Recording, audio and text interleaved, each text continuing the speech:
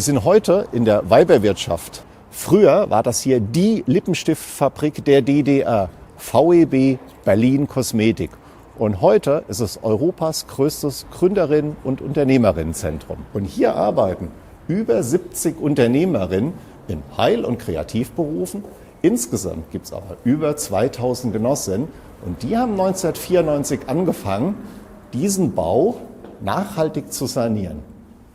Und wir sind hier. Guckt mal, was es alles gibt. Gewerbe, Wohnungen, Läden, Kindertagesstätte.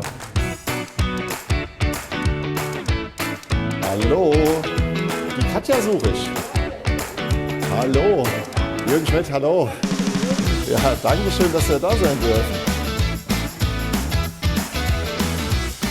Worum ging es euch, als ihr vor 30 Jahren dieses Gebäude erworben habt? Wir wollten hier ein Gründerinnen- und Unternehmerinnenzentrum einrichten und haben es nach komplett ökologischen Kriterien saniert und erneuert. Dass man vor 25 Jahren auf die Idee kommt, schon nachhaltig zu sanieren. Die Frauenbewegung ist auch immer verbunden mit der Ökobewegung und wir wollten zeigen, was schon alles möglich ist. Und es war eine Menge möglich. So, was habt ihr jetzt hier drin? Hier ist unsere Haustechnik. Oh, meins.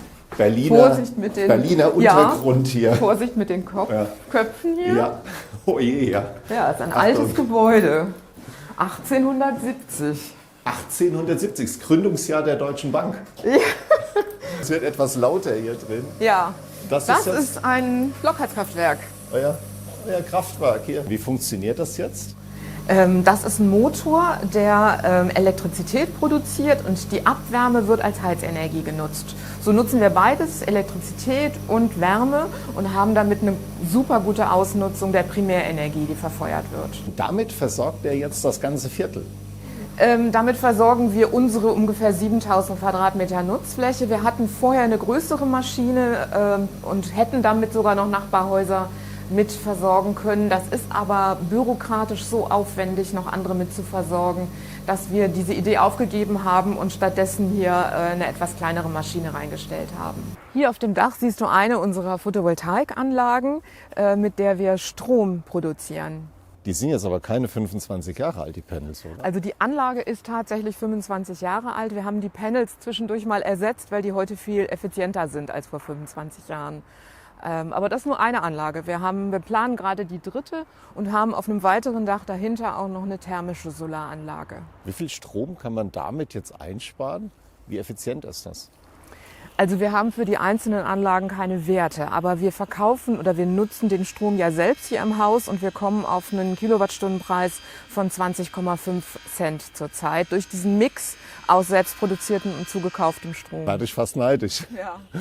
20,5 Cent. Und jetzt stehen wir hier auf einem begrünten Dach. Hat das auch noch mal einen Zweck? Also ein begrüntes Dach speichert natürlich auch Wasser und ist aber auch ganz wichtig für Insekten und kleine Tiere. Ist ja rundum an alles gedacht. Ja. Und was habt ihr euch hier einfallen lassen? Das ist eine Regenwasserspeicheranlage. Also das Regenwasser von den Dächern fließt nicht in die Kanalisation, sondern in diese Speicheranlage. Davon haben wir 3 Stück im Haus. Das sind dann 15.000 Liter Wasserspeicherkapazität und damit versorgen wir die Toiletten und brauchen kein kostbares Trinkwasser dafür. Wir ersetzen damit ungefähr 2/3 des Spülwassers für die Toiletten, für den ganzen Gebäudekomplex. Wasser ist noch billig, aber das wird sich ändern und wir müssen dringend Wasser sparen. Jetzt habt ihr schon sehr viele Maßnahmen unternommen, seid sehr effizient unterwegs. Wieso nutzen das nicht noch mehr Vermieter? Wir hatten ein paar kleine Vorteile, weil wir eine Genossenschaft sind und deshalb an mancher Stelle weniger Bürokratie hatten. Zum Beispiel bei der Nutzung von Strom für unsere Mieterinnen, die auch Genossenschaftsmitglieder sind. Aber eigentlich können das alle und ich hoffe, dass noch viel mehr auf die Idee kommen, das nachzumachen, was wir hier machen. Das heißt, du bietest auch einen Teil der Lösung an. Was würdest du dir denn noch wünschen? Was könnte noch besser werden? Also ich glaube tatsächlich, einige dieser bürokratischen Maßnahmen müssen noch abgebaut werden, damit es auch für andere VermieterInnen irgendwie interessanter wird, zu investieren, zum Beispiel in Regenwassernutzung. Da ist schon noch Spielraum. Jetzt seid ihr schon damit über 25 Jahre unterwegs und fast klimaneutral. Wie macht ihr das? Ja, vielleicht liegt es daran, dass wir eine Frauengenossenschaft sind, weil Frauen legen mehr Wert auf Nachhaltigkeit.